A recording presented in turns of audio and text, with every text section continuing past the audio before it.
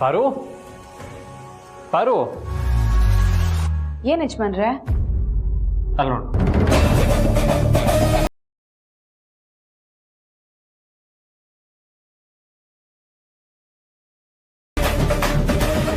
ಇದೇನಿದು ಯಜಮಾನ್ರೆ? ಪೆಟ್ಟಾಗಿರೋ ಕೈನ ಅಪ್ಪ ಈ ರೀತಿ ಇಟ್ಕೊಂಡು ಮಲ್ಕೊಂಡಿದಾರಲ್ಲ. ಅದನ್ನ ತೋರ್ಸಕ್ಕೆ ನಾನು ಇನ್ನ ಕರೆದಿದ್ದು. ನೋಡು, ನಿನ್ನೆ ರಾತ್ರಿ ಇನ್ನೂ ಪೆಟ್ ಮಾಡ್ಕೊಂಡಿದ್ದಾರೆ. ಆಗ್ಲೇ ನಿದ್ದೆ ಮಂಪ್ರಲ್ಲಿ ಪೆಟ್ಟಾಗಿರೋ ಕೈ ಮೇಲೆ ಮಲ್ಕೊಂಡಿರೋದು. ಪಾರು, ನಾನು ಇವಾಗ ಆಚೆ ಹೋಗ್ತಾ ಇದೀನಿ, ನೀನು ಸ್ವಲ್ಪ ಹುಷಾರಾಗಿ ನೋಡ್ಕೋ ಆಯ್ತಾ?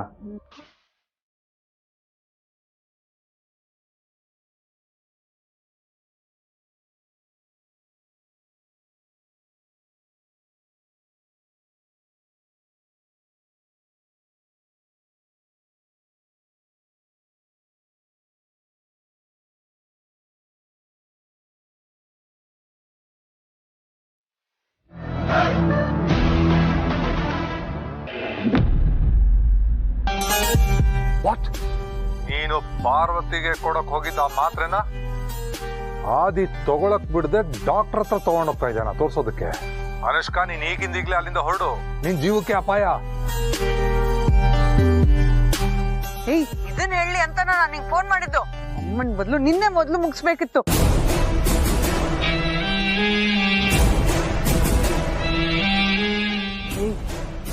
ನಾನಿಲ್ಲೇ ಉಳಿಬೇಕು. ಆ ಮಾತ್ರ ನನ್ನ ಕತೆನ ಮುಗಿಸ್ಬಾರ್ದು. ಆ ಥರದ್ದು ಏನಾರ ಒಂದು ಐಡಿಯಾ ಹೇಳು.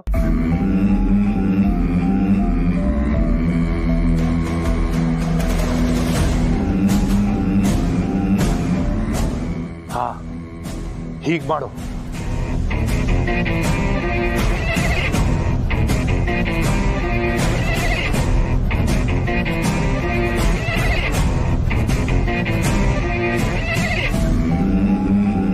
ಓಕೆ.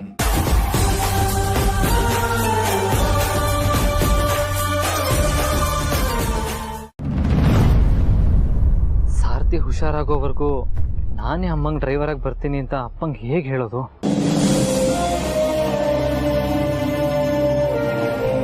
ನನ್ನ ಮಗ ಮೇನ್ ಮ್ಯಾಟರ್ಗೆ ಬರ್ತಾ ಇಲ್ವಲ್ಲ. ಆದಿತ್ಯ, ಹನುಮಂತು ಈಗ ಹೇಗಿದ್ದಾನೆ? ಪರವಾಗಿಲ್ಲಪ್ಪ. ಆದರೆ ಕೈಗೆ ಫ್ರ್ಯಾಕ್ಚರ್ ಆಗಿರೋದ್ರಿಂದ ಕೆಲವು ದಿನ ಅವ್ರಿಗೆ ಡ್ರೈವಿಂಗ್ ಮಾಡೋದಕ್ಕಾಗಲ್ಲ. ಹಾ, ನಿನ್ನೆ ಒಂದು ಕಂಡೀಷನ್ ನೋಡಿದಾಗ ನನಗೂ ಹಾಗೆ ಅನಿಸ್ತು. ಆದರೆ ಈ ಸಮಯದಲ್ಲೇ ಬೇರೆ ಡ್ರೈವರ್ಸ್ ಎಲ್ಲ ಬೇರೆ ಬೇರೆ ಅಸೈನ್ಮೆಂಟ್ಸ್ ಬ್ಯುಸಿ ಇದ್ದಾರೆ. ಅಖಿಲಾಗ್ ಬೇರೆ ಹನುಮಂತು ಡ್ರೈವಿಂಗ್ ಬಿಟ್ರೆ ಗಂಡ ಮಕ್ಕಳು ಡ್ರೈವಿಂಗ್ ಮಾತ್ರ ಕಂಫರ್ಟಬಲ್ ಅನ್ಸೋದು. ಈ ಸಮಯದಲ್ಲಿ ಪ್ರೀತಿನೂ ಊರಲ್ಲಿಲ್ಲ. ಏನು ಮಾಡೋದು ಈಗ? ನನಗೆ ಡಾಕ್ಟರ್ ಬೇರೆ ಡ್ರೈವಿಂಗ್ ಮಾಡಬಾರ್ದು ಅಂತ ಹೇಳಿದ್ದಾರೆ. ಏನು ಮಾಡಲಿ? ಸರಿ ಬಿಡು, ನಾನೇ ಹೋಗ್ತೀನಿ. ಬೇಡಪ್ಪ, ನನಗೆ ಸಾರಥಿ ಆರೋಗ್ಯ ಎಷ್ಟು ಮುಖ್ಯನೋ ನಿಮ್ಮ ಆರೋಗ್ಯನೂ ಅಷ್ಟೇ ಮುಖ್ಯ. ಅವ್ರಿಗೆ ಕೈ ವಾಸಿ ಆಗೋವರೆಗೂ ನಾನೇ ಡ್ರೈವರ್ ಆಗಿ ಬರೋಣ ಅಂತ ಅನ್ಕೊಂಡಿದ್ದೀನಿ. ಅಯ್ಯೋ, ನೀನು ಡ್ರೈವರ್ ಆಗಿ ಬರೋದಾ? ಏನಪ್ಪ, ನೀನು ಮನೆಯಿಂದ ಹೊರಬಂದಿರ್ಬೋದು, ಆದರೆ ಎಷ್ಟೇ ಆದರೂ ನೀನು ಅರಸನಕೋಟೆ ಮಗನೇ. ನೀನು ನಿನ್ನ ಮನೆಗೆ ಡ್ರೈವರ್ ಆಗಿ ಬರೋದು ಯಾಕೋ ಸರಿ ಅನಿಸ್ತಲ್ಲಪ್ಪ. ಅಪ್ಪ, ಸಾರಥಿ ಕೂಡ ಈ ಮನೆ ದೊಡ್ಡ ಸೊಸೆ. ಅಪ್ಪ ಅರಸನಕೋಟೆ ಬೀಗರು, ಅವ್ರು ಡ್ರೈವರ್ ಆಗಿ ಕೆಲಸ ಮಾಡ್ಬೋದು ಅಂದರೆ ನಾನು ಯಾಕೆ ಮಾಡಬಾರ್ದು? ನೀನು ಡ್ರೈವರ್ ಆಗಿ ಬರೋದು ಮನಸ್ಸಿಗೆ ತುಂಬ ಕಷ್ಟ ಆಗುತ್ತಪ್ಪ. ಅಪ್ಪ, ನಾನು ಇಷ್ಟಪಟ್ಟೆ ಬರ್ತಾ ಇರೋದು. ಸಾರಥಿಗೆ ಒಪ್ಸಿದ್ದೀನಿ. ನಿಮ್ಮ ಮತ್ತೆ ಅಮ್ಮನ ಒಪ್ಪಿಗೆ ಮುಖ್ಯ ಅಲ್ಲ. ನಿಮ್ಮ ಮನ್ಸಿಗೆ ಕಷ್ಟ ಆಗುತ್ತೆ ಅನ್ನೋದಾದ್ರೆ ಬೇಡ ಬಿಡಿಯಪ್ಪ. ನಾನೆಲ್ಲ ಹಾಗಂದೆ. ನೀನು ಡ್ರೈವರ್ ಆಗಿ ಬರೋದು ಪಾರ್ವತಿ ಒಪ್ತಾಳ ಅಂತ. ಪಾರ್ವತಿಗೆ ಒಪ್ಪಿಗೆ ಇದೆ ಅಪ್ಪ. ಬೇಕಾದ್ರೆ ನೋಡಿ, ನೀವೇ ಕನ್ಫರ್ಮ್ ಮಾಡಿ ಕೇಳಿ.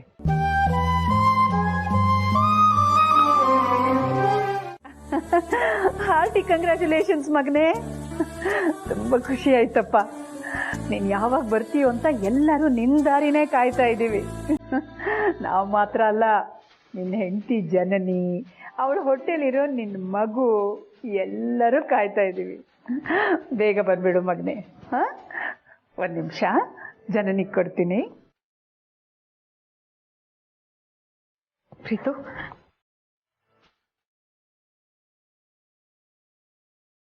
ರಘು, ನಮ್ಮ ದುಬೈ ಬ್ರಾಂಚಿನ MD ಫೋನ್ ಮಾಡಿದ್ರು. ಪ್ರೀತು ಪ್ರಾಜೆಕ್ಟ್ ಪ್ರೆಸೆಂಟೇಷನ್ ಎಕ್ಸಲೆಂಟ್ ಆಗಿ ಕೊಟ್ಟನಂತೆ. ಅಲ್ಲಿದ್ದು ಎಲ್ಲರೂ ಕಾನ್ಕ್ಲೇವ್ನಲ್ಲಿ ಪಾರ್ಟಿಸಿಪೇಟ್ ಮಾಡಿದ ಪ್ರತಿಯೊಬ್ಬರು ಕೂಡ ಅರಸನ ಕೋಟೆಯ ಘನತೆ, ನಮ್ಮ ಕಂಪನಿಯ ರೆಪ್ಯುಟೇಷನ್ ಬಗ್ಗೆ ಹಾಡಿ ಹೊಗಳಿದಂತೆ.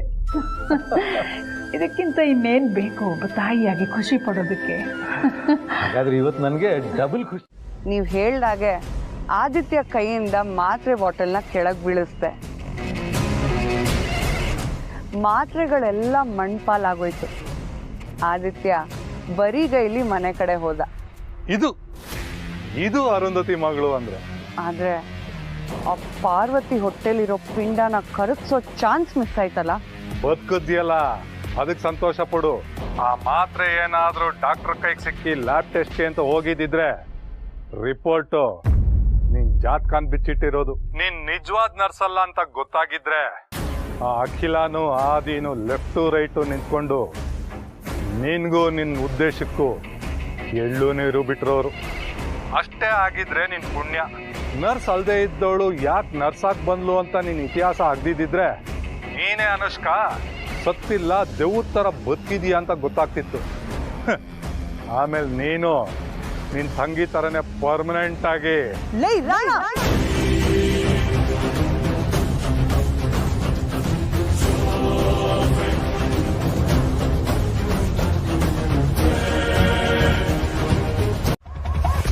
ಕೆಲವು ಸಲ ಜಗಳ ಮನಸ್ತಾಪಗಳು ರೂಮ್ಮೇಟ್ಸ್ ಮಧ್ಯೆ ಕಾಮನ್ ಅಲ್ವಾ ಮೇಡಮ್? ಅವಳು ಈ ಕಡೆನೂ ವಾಳ್ತಾಳೆ, ಆ ಕಡೆನೂ ವಾಳ್ತಾಳೆ. ಅದಕ್ಕೆ ಲೇ ರಾಣಿ ನೀನು ಯಾವ ಪಾರ್ಟಿ ಅಂತ ಕೇಳ್ತಿದ್ದೆ ಮೇಡಮ್ ಅಷ್ಟೇ. ಸ್ವಲ್ಪ ನಿಮ್ಮ ಫೋನ್ ನೋಡ್ಬೋದಾ?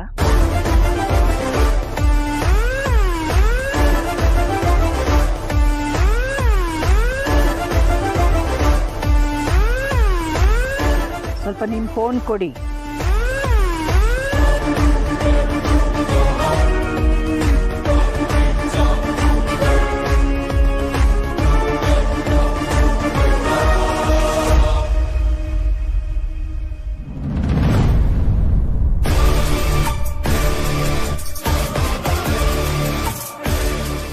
ಲೇ ಅಖಿಲ, ಈ ಮನೆಗೆ ನಿಮ್ಮ ಲೈಫ್ಗೆ ನಂದು ರೀ ಎಂಟ್ರಿ ಕಣೆ.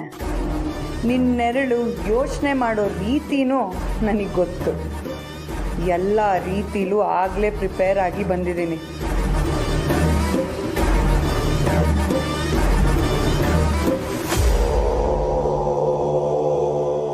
ಸರಿ ಮೇಡಮ್, ಬರ್ತೀನಿ.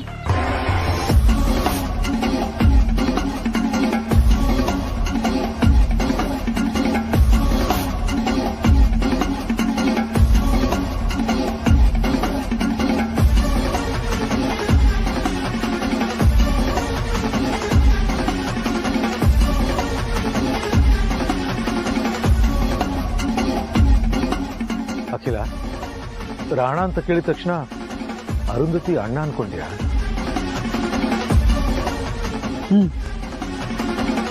ಅರುಂಧತಿ ಸತ್ತೋಗಿದ್ದಾಳೆ, ರಾಣ ಇನ್ನೂ ಬದುಕಿದ್ದಾನೆ. ಅವನು ಬದುಕಿದ್ದಾನೆ ಅನ್ನೋ ಒಂದು ವಿಷಯನೇ ಇವತ್ತು ನಮ್ಮ ಮನೆಗೆ ಕೇರ್ ಟೇಕರ್ ಆಗಿ ಬಂದಿರೋಳನ್ನ ಕೂಡ ಅನುಮಾನದ ದೃಷ್ಟಿಯಿಂದ ನೋಡೋ ಪರಿಸ್ಥಿತಿ ನಮಗೆ ಬಂದ್ಬಿಟ್ಟಿದೆ. ಈ ಆತಂಕಕ್ಕೆ ಅರ್ಥ ಇಲ್ಲ ಅನ್ಕೋತೀನಿ ಅಖಿಲ. ಅರುಂಧತಿನೇ ಸತ್ತೋಗಿದ್ದಾಳೆ, ಇನ್ನು ಅವಳ ಅಣ್ಣ ನಮ್ಮ ಹಿಂದೆ ಯಾಕೆ ಬೀಳ್ತಾನೆ? ಅವನಿಗೂ ಹೆಂಡತಿ ಮಕ್ಕಳು ಸಂಸಾರ ಅಂತ ಇರುತ್ತಲ್ಲ. ತಂಗಿಗೆ ಸಪೋರ್ಟ್ ಅಂತ ಇಷ್ಟು ದಿನ ಸಾಥ್ ಕೊಟ್ಟ. ಈಗ ಅವಳೇ ಸತ್ತ ಮೇಲೆ ಅವನು ಊರು ಬಿಟ್ಟು ಹೋಗಿರ್ತಾನೆ. ಅದು ಹೇಗೆ ನಂಬೋದು? ರಾಣ ಇದೇ ಊರಲ್ಲಿ ಇದ್ದಿದ್ರೆ ನಮ್ಮನೇಲಿ ಬೇರೆ ಏನಾದರೂ ಹೊಸ ಬೆಳವಣಿಗೆ ಆಗ್ಬೇಕಾಗಿತ್ತಲ್ಲ.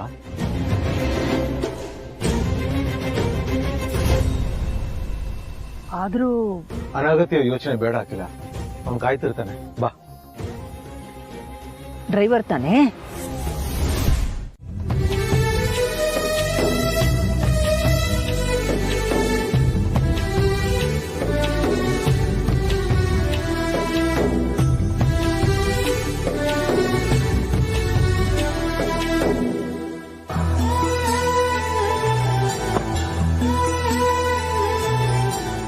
ಹೊಡೆದನ?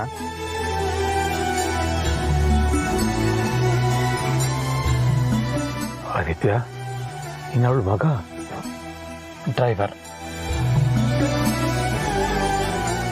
ನಾನಿವತ್ತು ಮೇಡಮ್ ಕಾರಿಗೆ ಡ್ರೈವರ್ ಆಗಿ ಬಂದಿರೋದು ಸರ್.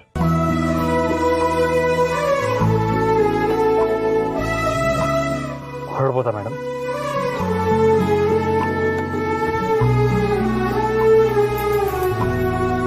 ಹೊರಡಪ್ಪ. ಮೊದಲು ದೇವಸ್ಥಾನಕ್ಕೆ ಹೋಗ್ಬೇಕು. ಹಾಗೆ ದಾರಿಲಿ ಒಂದು ಕಡೆ ನಿಲ್ಲಿಸು, ಪೂಜೆ ಸಾಮಾನು ತಗೋಬೇಕು. ಸರಿ ಸರ್.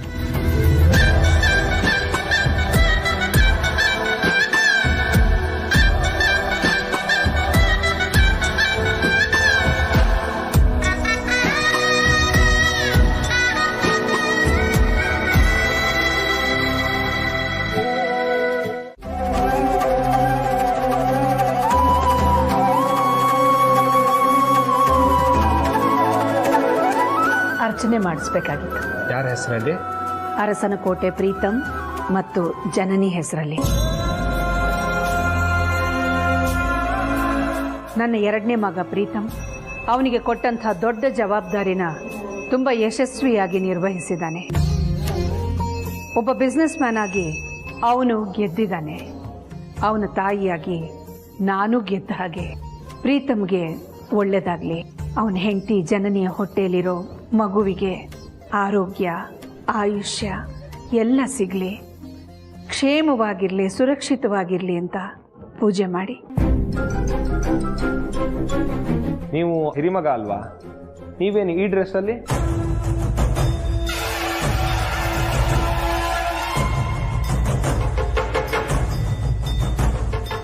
ನಾನೀಗ ಡ್ರೈವರ್.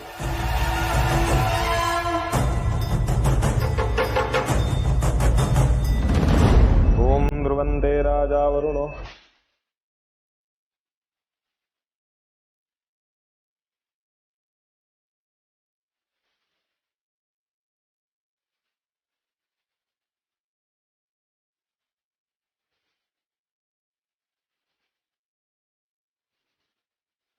ಈಗ ದೂರ ದೂರ ಇರೋ ಅಮ್ಮ ಮಗ ಆದಷ್ಟು ಬೇಗ ಒಂದಾಗಲಿ ಅಂತ ಆಶೀರ್ವಾದ ಮಾಡಪ್ಪ. ಅದಕ್ಕೋಸ್ಕರನೇ ಅವರಿಬ್ಬರನ್ನ ನಿನ್ನ ಸನ್ನಿಧಿಗೆ ಕರ್ಕೊಂಡು ಬಂದಿದ್ದೀನಿ. ಸದಾ ನಿನ್ನ ಆಶೀರ್ವಾದ ಅವರಿಬ್ಬರ ಮೇಲೆ ಇರಲಿ. ಅಲ್ಲಿ ಏನು ನಡೀತಿದೆ ಅಂತ ಅಪ್ಪರು ಫೋನ್ ಮಾಡಿ ಕೇಳಿ ತಿಳ್ಕೊಳ್ಳೋಣ.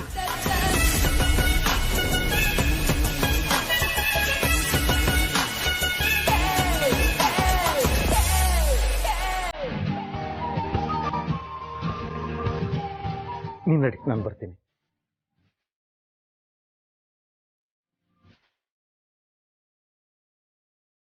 ಹಾ ಹೇಳು ಹನುಮಂತು. ಅಪ್ಪರೇ, ಎಲ್ಲಿದ್ದೀರಿ? ನಾವು ಅನ್ಕೊಂಡಂಗೆ ಎಲ್ಲ ನಡೀತಿದೆಯಾ?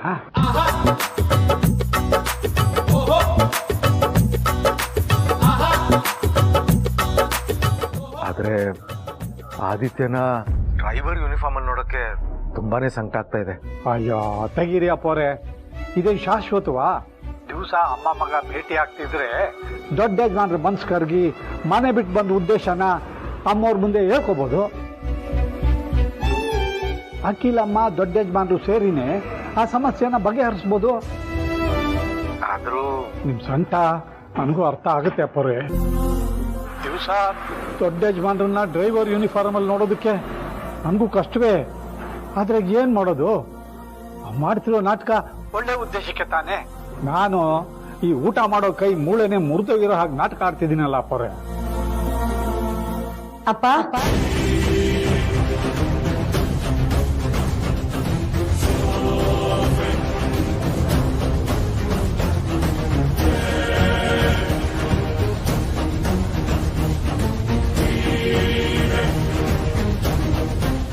ಅಯ್ಯೋ, ನಾನು ಅಪ್ಪವ್ರ ಜೊತೆ ಫೋನ್ನಲ್ಲಿ ಮಾತಾಡಿದ್ದೆಲ್ಲ ಈ ಪಾರು ಕೇಳಿಸ್ಕೊಂಬಿಟ್ಲಾ? ಈಗ ಬಂದು ಯಾಕೆ ಏನು ಅಂತ ಕೇಳಿದ್ರೆ ಏನಪ್ಪ ಹೇಳೋದು?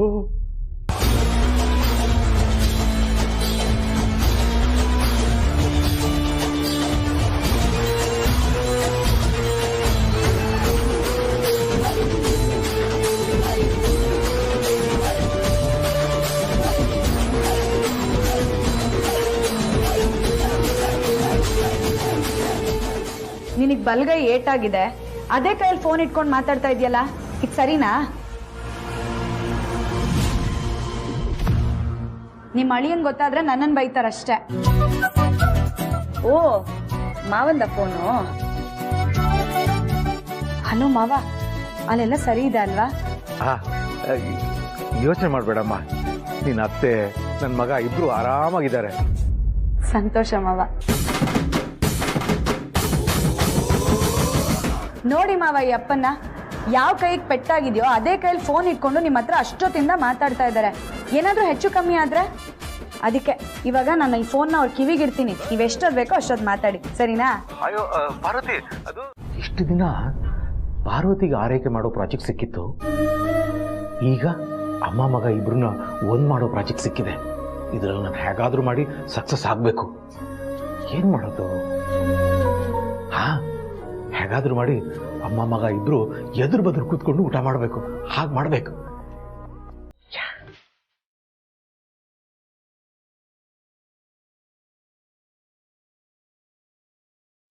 Raghu, we have bag the big contract. ನಾನು ಅನ್ಕೊಂಡೇ ಇರಲಿಲ್ಲ ಈ ಕಾಂಟ್ರಾಕ್ಟ್ ನಮ್ಮ ಹತ್ರ ಬರುತ್ತೆ ಅಂತ. ಮಾರ್ಕೆಟ್ನಲ್ಲಿ ಶೇರ್ ವ್ಯಾಲ್ಯೂ ಕಡಿಮೆ ಆಗಿದೆ ಅಂತ ಗೊತ್ತಾದಾಗ ಎಲ್ಲಿ ನಮಗೆ ಬರೋ ಕಾಂಟ್ರಾಕ್ಟ್ಗಳಿಗೂ ಕೂಡ ಕೊರತೆ ಉಂಟಾಗುತ್ತೋ ಅಂತ ಅನ್ಕೊಂಡಿದ್ದೆ. But our good will has saved us. Congrats Akhila. ಈ ವಯಸ್ಸಲ್ಲೂ ನಿನ್ನ ಉತ್ಸಾಹ, ವ್ಯಾವಹಾರಿಕ ಚಾತುರ್ಯ ಮೆಚ್ಚಲೇಬೇಕಾದ್ದು. So good, so nice. Lunch time ಆಯ್ತಲ್ಲ, ಮನೆಯಿಂದ ಇನ್ನೂ ಊಟ ಬಂದಿಲ್ವಾ? ಎಕ್ಸ್ಕ್ಯೂಸ್ ಮೀ ಮ್ಯಾಮ್, ಅರ್ಸನ್ಕೋಟೆಯಿಂದ ಊಟ ಬಂದಿದೆ. ಆದಿತ್ಯ, ನೀನು ನಮ್ಮ ಜೊತೆಲಿ ಊಟ ಮಾಡ್ಬೋದಲ್ಲ?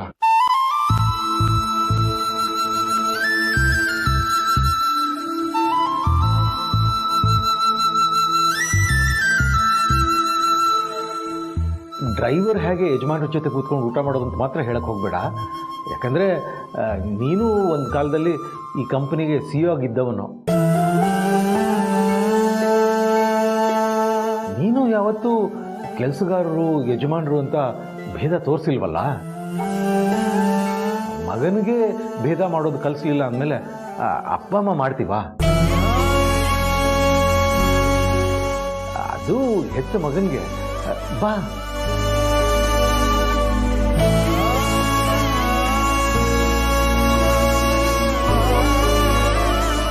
ಪರವಾಗಿಲ್ಲ ಸರ್, ನನ್ನ ಮನೆಯಿಂದ ಊಟ ತಗೊಂಡ್ಬಂದಿದ್ದೀನಿ.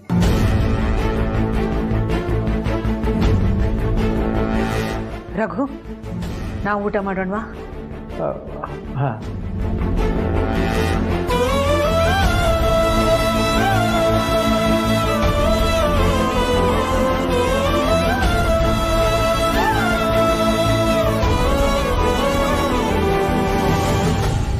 ಸರ್, ನೀವು ಬೇರೆಯವ್ರಿಗೆ ಏನೇ ಆಗಿದ್ದರೂ ನಮ್ಮ ಇಡೀ ಸ್ಟಾಫ್ಗೆ ನೀವು ಬಾಸು ಸರ್.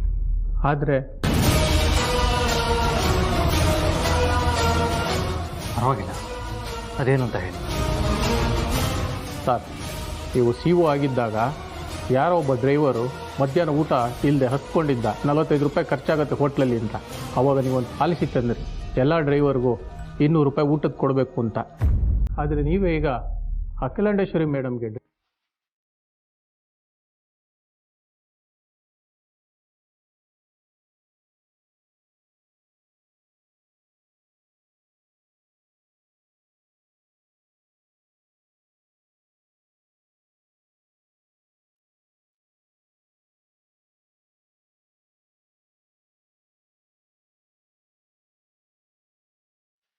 ಊಟ ಮಾಡಿ ರಘು.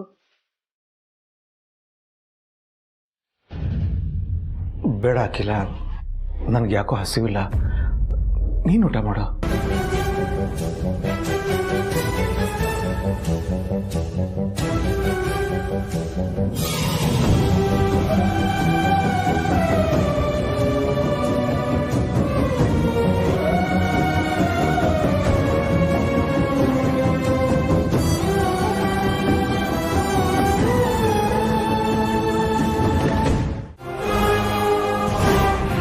ಉಸಿರಿರೋವರೆಗೂ ಈ ಮನೆ ಹೊಸಲು ತುಳಿಬಾರ್ದು. ಒಂದು ವೇಳೆ ನನ್ನ ಮಾತನ್ನು ಮೀರಿ ಬಂದ್ರೆ ಆ ಕ್ಷಣನೇ ನನ್ನ ಉಸಿರು ನಿಂತು ಹೋಗುತ್ತೆ.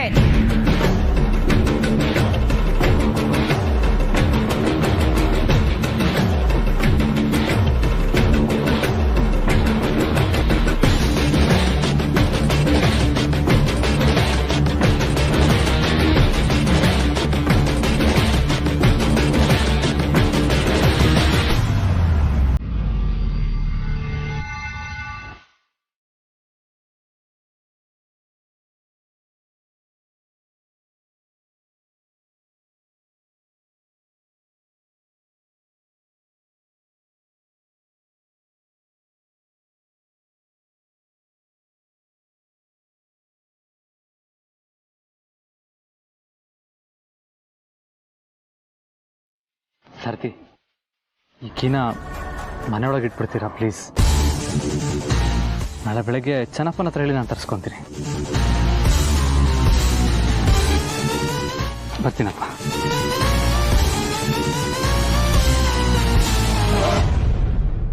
ಯಜಮಾನ್ರು ಬರ್ತಿದ್ದ ಹಾಗೆ ಯಾವ ವಿಷಯನೂ ಕಿತ್ಕೋದ್ ಬೇಡ. ಪಾಪ ಅವ್ರ ಮನಸ್ಸಿಗೆ ಬೇಜಾರಾಗುತ್ತೆ. ಏನೂ ಗೊತ್ತೇ ಇಲ್ಲ ಅನ್ನೋ ಥರ ಸುಮ್ಮನಿದ್ಬಿಡೋಣ.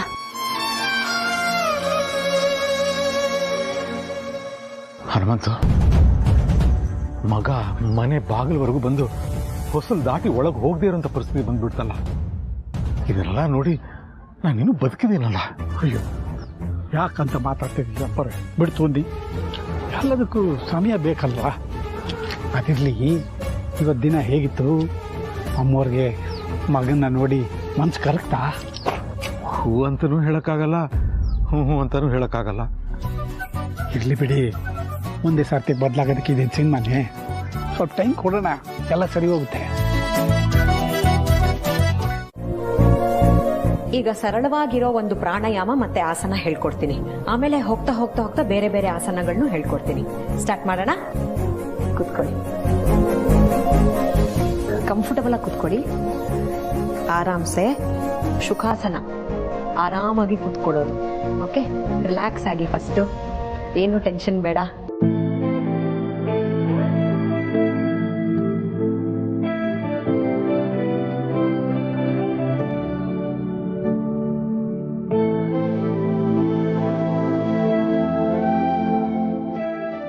ಅಲ್ಲ, ನಮ್ಮ ಜನನಿಗೆ ಯೋಗ ಟೀಚರ್ ಬಂದು ಪ್ರೆಗ್ನೆನ್ಸಿ ಯೋಗ ಹೇಳ್ಕೊಡ್ತಿದ್ದಾರೆ. ನಮ್ಮ ಪಾರ್ವತಿಗೂ ಯೋಗ ಹೇಳ್ಕೊಡೋರು ಬೇಕಲ್ಲ. ಯಾರಾದರೂ ಯೋಗ ಟೀಚರ್ ಬುಕ್ ಮಾಡಲಾ? ಅಯ್ಯೋ ಬೇಡ ಬೇಡ, ಅದು ಯಾರೇ ಬಂದರೂ ಅರಸನಕೋಟೆ ಮುಂದೆಯಿಂದಾನೇ ಹನುಮಂತ ಮನೆಗೆ ಹೋಗಬೇಕು. ಅದರಿಂದ ಪಾರ್ವತಿನೂ ಗರ್ಭಿಣಿ ಅಂತ ಅಖಿಲ ಗೊತ್ತಾಗ್ಬಿಟ್ರೆ ಬೇಡ. ಯಾವುದೇ ಕಾರಣಕ್ಕೂ ಅಖಿಲಾಗೆ ಈ ವಿಷಯ ಗೊತ್ತಾಗೋ ಹಾಗೆ ಮಾಡಲ್ಲ ಅಂತ ಪ್ರಾಮಿಸ್ ಮಾಡಿದ್ದೀನಿ. ಬೇರೆ ದಾರಿನೇ ಹುಡುಕಬೇಕು.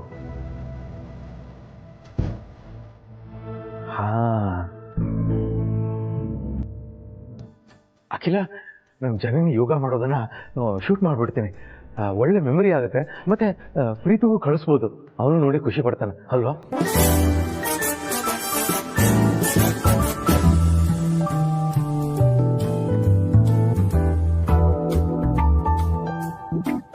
ಆಹಾ ಮಾವ, ಅಕ್ಕಂಗೆ ಡ್ರೈ ಫ್ರೂಟ್ಸ್ ಉಂಡೆ ತಗೊಂಡೋಗಿ ಕೊಟ್ಟಿದ್ದಾಯ್ತು, ಬಾದಾಮಿ ಹಾಲ್ಗೆ ಕಲ್ ಸಕ್ಕರೆ ಹಾಕಿದ್ದನ್ನು ತಗೊಂಡೋಗಿ ಕೊಟ್ಟಿದ್ದು ಆಯ್ತು. ಈಗ ಯೋಗ ಟೀಚರ್ ಆಗೋದಕ್ಕೆ ಹೊರಟಿದ್ದೀರಾ? ಫ್ರೆಂಡ್ಸ್, ಈಗ ನಾನು ಬಸ್ರಿ, ಆದ್ರೆ ಯಾರಿಗೂ ಹೇಳ್ಕೊಳಕ್ ಆಗ್ತಿಲ್ಲ. ಹಾಗಂತ ಯೋಗ ಕಲಿದೇ ಇರಕ್ಕಾಗುತ್ತಾ? ಮೊದಲೇ ಲೇಟ್ ಪ್ರೆಗ್ನೆನ್ಸಿ, ಈಗ ಪ್ರೆಗ್ನೆನ್ಸಿ ಯೋಗ ಕಲಿತ್ರೆ ಹೆರಿಗೆಗೂ ಅನುಕೂಲ. ಅದಕ್ಕೆ ಈಗ ವಿಡಿಯೋ ಮಾಡಿಕೊಂಡು ರೂಮಲ್ಲಿ ಹೋಗಿ ಕಲ್ತ್ಕೋತೀನಿ. ಓಕೆನಾ ಫ್ರೆಂಡ್ಸ್?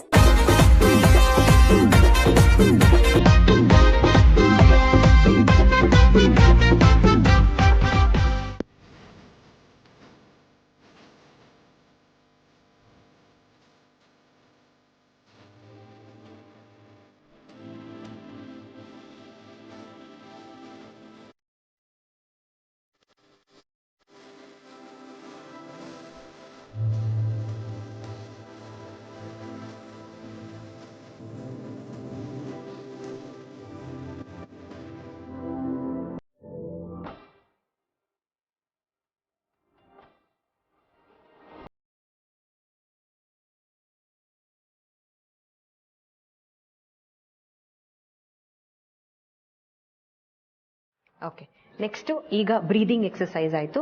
ಈಗ ಒಂದು ತುಂಬ ಈಸಿ ಆಗಿರೋ ಒಂದು ಆಸನ ಹೇಳ್ಕೊಡ್ತೀನಿ, just to make your body and blood circulation easy ಆಗೋದಕ್ಕೆ. ಓಕೆ, ಕಂಫರ್ಟಬಲ್ ಆಗಿ ಎದ್ದೇಳಿ ಆರಾಮಾಗಿ.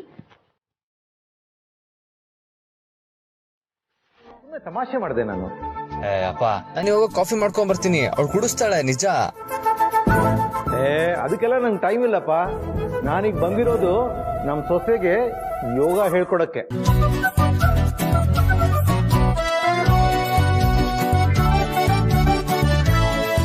ಬಸ್ರೀರಿಗೆ ಯೋಗ ಹೇಳ್ಕೊಡೋದು ಅಷ್ಟು ಸುಲಭ ಅಂತ ಅನ್ಕೊಂಡಿದ್ದೀರಾ?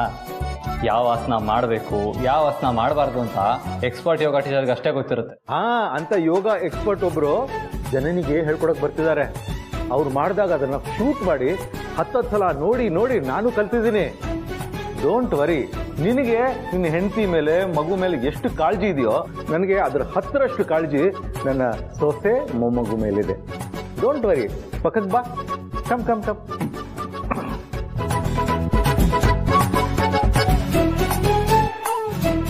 ಸೊ ಕೂತ್ಕೊಳ್ಳೋಣ, ಪ್ರಾಣಾಯಾಮ ಶುರು ಮಾಡೋಣ. ಆರಾಮಾಗಿ ಕೂತ್ಕೋ. ಪದ್ಮಾಸನದಲ್ಲೇ ಕೂತ್ಕೋಬೇಕು ಅಂತೇನಿಲ್ಲ, ಸುಖಾಸನಲ್ಲಿ ಕೂತ್ಕೋಬಹುದು. ಹೇಗೆ ಕಂಫರ್ಟಬಲ್ ಅನ್ಸುತ್ತೋ ಹಾಗೆ ಕೂತ್ಕೋ. 10 ಪ್ರಾಣಾಯಾಮ.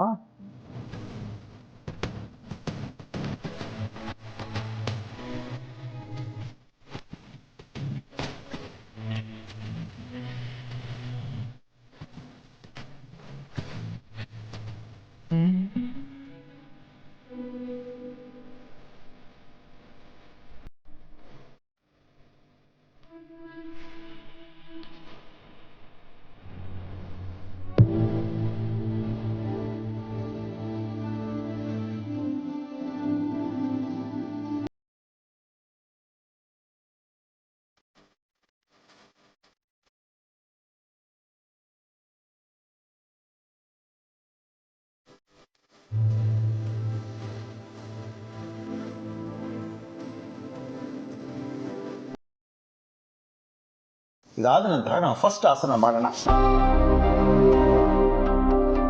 ಇದಕ್ಕೆ ತಾಡಾಸನ ಅಂತಾರೆ.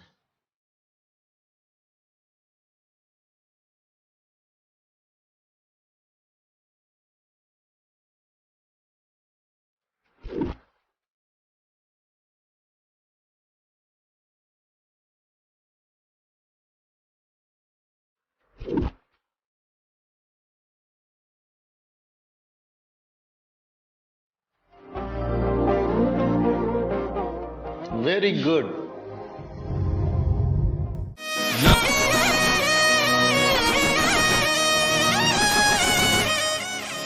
ದಾಮಿನಿ ಮೇಡಮ್, ಏನೋ ಹುಡುಕ್ತಾ ಇದ್ದೀರಾ?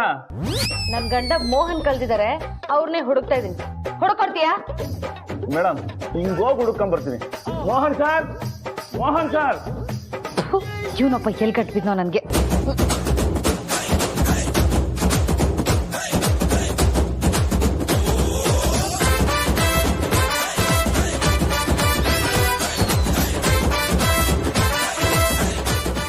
ಭಾವ ಯಾಕೆ ಕಳ್ಳಬೇಕು ತರ ಬರ್ತಿದ್ದಾರೆ? ಸಿಂಡ್ರೆಲಾ ಯೋಗ ಮ್ಯಾಟು ಭಾವನ್ ಕೈಯಲ್ಲಿ. ಅಬ್ಬಾ, ಯಾರೂ ಇಲ್ಲ ಇಲ್ಲಿ ನೋಡಕ್ಕೆ.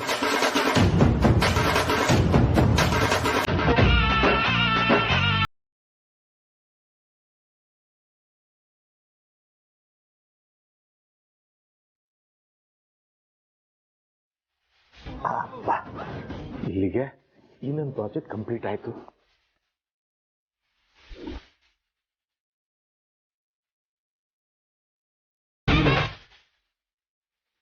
ಅಲ್ಲ, ಈ ಭಾವ ಯೋಗ ಮ್ಯಾಟ್ ತಗೊಂಡು ಎಲ್ಲಿಗೆ ಹೋಗಿದ್ರು? ಪ್ರಾಜೆಕ್ಟ್ ಕಂಪ್ಲೀಟ್ ಆಯ್ತು ಅಂತ ಹೇಳಿದ್ರು. ಈ ಯೋಗ ಮ್ಯಾಟ್ ತಗೊಂಡು ಯಾವ ಪ್ರಾಜೆಕ್ಟ್ ಮಾಡಕ್ ಹೋಗಿದ್ರು? ಈ ಡೌಟ್ಗಳಿಗೆಲ್ಲ ನಾನು ಆಮೇಲೆ ಉತ್ತರನ ಹುಡುಕೋತೀನಿ. ಈಗ ನಾನು ಜನನಿ ಥರ ಬಸ್ರಿ, ಅವಳ ಥರನೇ ನಾನು ಪ್ರೆಗ್ನೆನ್ಸಿ ಯೋಗ ಮಾಡಬೇಕು. ನನಗೂ ಒಂದು ಜೀವ ಹೋಯ್ತಲ್ಲ ಅಂತ ಪಾಪ ಅಂತ ಅನಿಸ್ತು. ಆದರೆ ನಮ್ಮ ಫ್ಯಾಮಿಲಿ ಎನಿಮಿ ಚಾಪ್ಟರ್ ಕ್ಲೋಸ್ ಆಯ್ತಲ್ಲ ಅಂತ ರಿಲ್ಯಾಕ್ಸ್ ಆಗಿ ಆ ಥರ ಮಾತಾಡಿದೆ ಅಷ್ಟೇ. ಈಗ ನನ್ನ ಪ್ರಾಬ್ಲಮ್ಮು ಅಲ್ಲ, ಐ ಮೀನ್ ಅರ್ಸನ್ ಕೋಟೆಗೆ ದೊಡ್ಡ ಪ್ರಾಬ್ಲಮ್ ಆಗಿದ್ದ ಅರುಂಧತಿ ಕಾಟ ಇನ್ನಿರಲ್ವಲ್ಲ, ಅಷ್ಟು ಸಾಕು.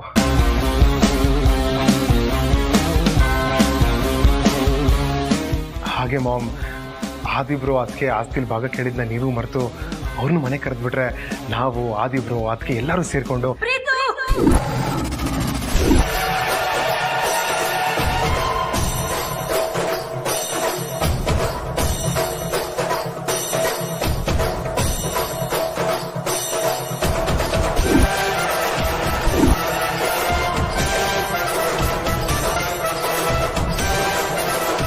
ಕೆಲವರು ಹೆಸರನ್ನ ಈ ಮನೆಯಲ್ಲಿ ಎತ್ತಿದ್ರೆ ನನಗಿಷ್ಟ ಆಗಲ್ಲ ಅಂತ ನಿನಗೂ ಗೊತ್ತು ತಾನೇ? ಬಟ್ ಮಾಮ್ ಏನಂದ್ರೆ ಪ್ರೀತು, ಈಗ ನೀನು ಜನನಿ ಬಗ್ಗೆ, ಅವಳು ಹೊಟ್ಟೆಲ್ ಬೆಳೀತಾ ಇರೋ ನಮ್ಮ ವಂಶದ ಕುಡಿ ಬಗ್ಗೆ, ನಿನ್ನ ಆರೋಗ್ಯದ ಬಗ್ಗೆ ಮಾತ್ರ ಕಾಳಜಿ ವಹಿಸಿದ್ರೆ ಸಾಕು. ಇನ್ಯಾವುದ್ರ ಬಗ್ಗೆನೂ ತಲೆ ಕೆಡಿಸ್ಕೊಳ್ಳೋದು ಬೇಡ. ತುಂಬಾ ದಿನ ಆಗಿದೆ. ಜನನಿಗೂ ನಿನ್ನ ಹತ್ರ ಮಾತಾಡೋದು ತುಂಬಾ ಇರುತ್ತೆ, ನಿನಗೂ ಅವಳ ಹತ್ರ ಮಾತಾಡೋದಿರುತ್ತೆ. ರೂಮ್ಗೆ ಹೋಗಿ